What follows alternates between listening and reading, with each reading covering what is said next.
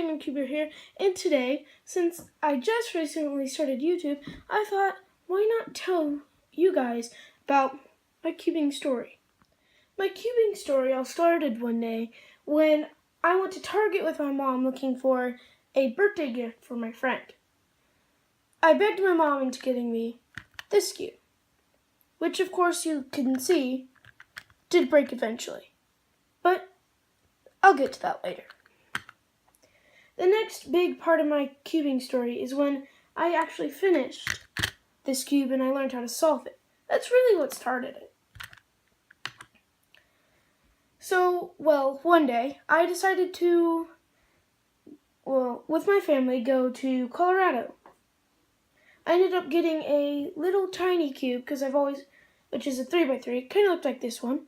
I ended up losing that cube, but I did learn how to solve it.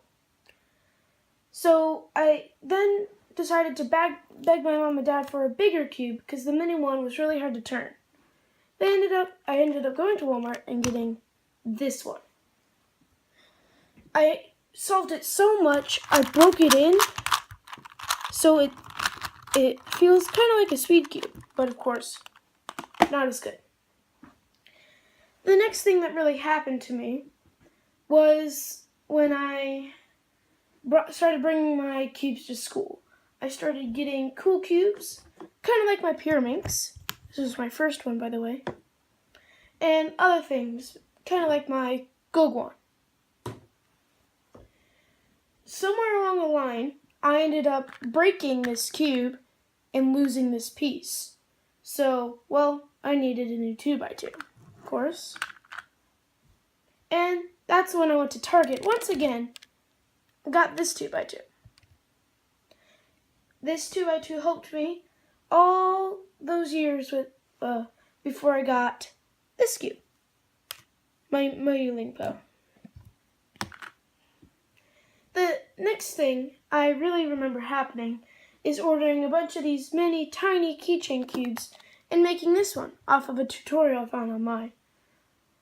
And that was like the moment when I realized I like doing projects. That's my favorite part about cubing.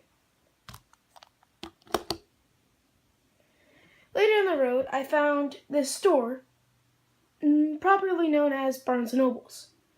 I ended up getting most of my cubes there, and kind of like these two.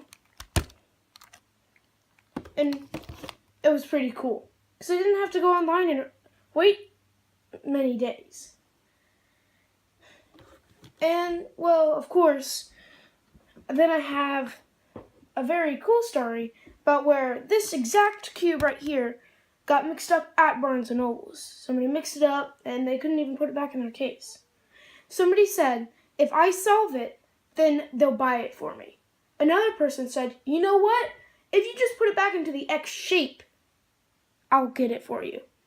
At that point, I was determined. I kept on looking up tutorials, and I finally found one, which I'm sorry I forget what it is, and I put it back to its shape. Later that night, I ended up completely solving it. So that kind of brings us to here and now, where I started my YouTube channel, The PenguinCuber, and I like it.